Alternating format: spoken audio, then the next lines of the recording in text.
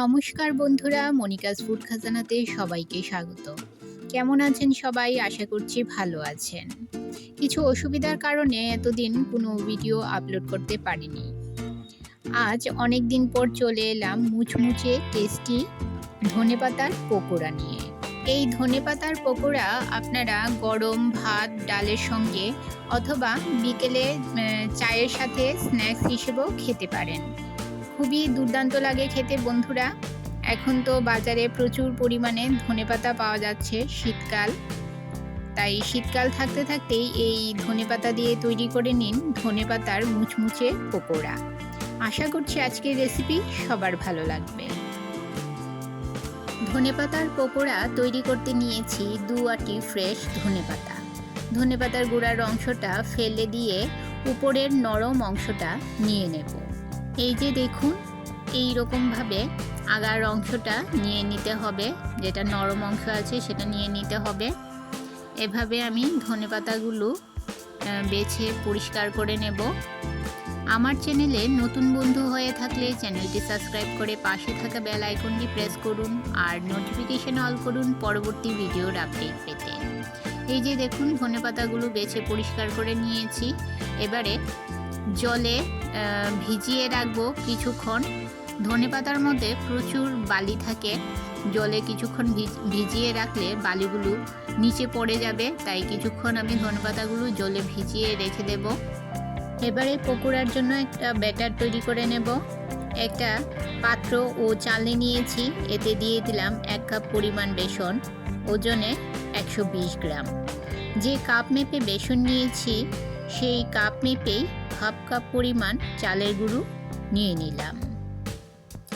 আর নিলাম half cup cornflour. আপনাদের কাছে যদি কর্নফ্লাওয়ার না থাকে আপনারা কর্নস্টার্চও ব্যবহার করতে পারেন। আর এতে দিয়ে দেব হাফ চামচ বেকিং সোডা, 1 চামচ গোলমরিচ গুঁড়ো, 1 চামচ লাল লঙ্কার গুঁড়ো, 1 চামচ হলুদ গুঁড়ো, 1 চামচ ধনে গুঁড়ো, হাফ চামচ গরম মশলা গুঁড়ো, আর দিয়ে দেব স্বাদ মতো নুন।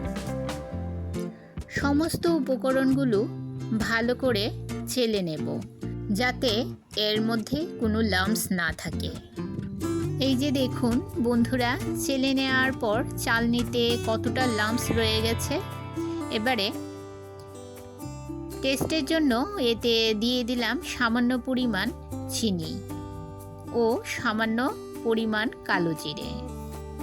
অল্প অল্প করে জল দিয়ে উপকরণগুলো একসাথে মিশিয়ে নেব। বন্ধুরা, যারা আমার ভিডিওটি এই পর্যন্ত ধৈর্য সহকারে দেখছেন অথচ একটা লাইক করতে ভুলে গেছেন, তাদের কাছে অনুরোধ, প্লিজ একটা লাইক দিয়ে ভিডিওটি কন্টিনিউ করুন। আপনার একটা লাইক পৌঁছে দিতে পারে আমার রেসিপি আরও বহু মানুষের কাছে। অল্প অল্প করে জল মিশিয়ে নিয়ে স্মুথ একটা ব্যাটার তৈরি করে নিতে হবে। যারা আমার ভিডিওগুলো রেগুলার দেখছেন আর আমাকে সাপোর্ট করে আমার পাশে আছেন, তাদেরকে অসংখ্য ধন্যবাদ। আর যারা নতুন বন্ধু, অবশ্যই 24 ঘন্টা অপেক্ষা করবেন। 24 ঘন্টা পর আমি আসব আপনার চ্যানেলটি ভিজিট করে আপনার পরিবারের সদস্য হওয়ার জন্য। গ্যাসের চুলায় কড়াইতে পরিমাণ মতো রিফাইন্ড অয়েল খুব ভালো করে গরম করে নিয়েছি। এর থেকে 2 চামচ গরম তেল ব্যাটারের মধ্যে দিয়ে দিলাম। খুব ভালো করে ব্যাটারের সঙ্গে এই তেলটা মিশিয়ে নেব। গরম তেল ব্যাটারে দেওয়ার ফলে পকোড়াগুলো অনেক মুচমুচে হবে। এই যে দেখুন বন্ধুরা, বেশি পাতলাও নয় আবার বেশি ঘনও নয়, ঠিক এই রকম কনসিস্টেন্সির একটা ব্যাটার তৈরি করে নিতে হবে। ধনেপাতাগুলো 2 থেকে 3 বার জলে ভালো করে ধুয়ে নিয়েছি। এখন এখান থেকে 3-4টে ডাঁটি তুলে নিয়ে ব্যাটারে কোট করে নেব।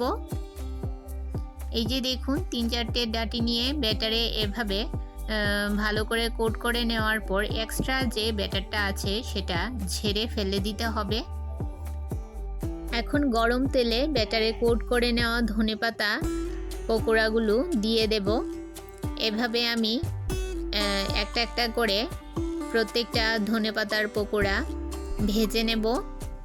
গ্যাসের ফ্লেম হাই মিডিয়ামে রেখে পকোড়াগুলো ভেজে নিতে হবে।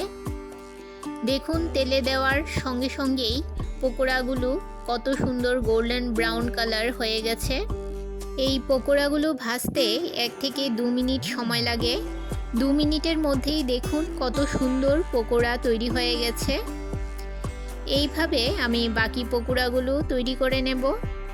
শীতের দুপুরে গরম ভাত ও ডালের সাথে অথবা বিকেলের স্ন্যাক্সে চায়ের সাথে গরম গরম মুচমুচে ধনেপাতার পকোড়া হলে কোনো কথাই নেই।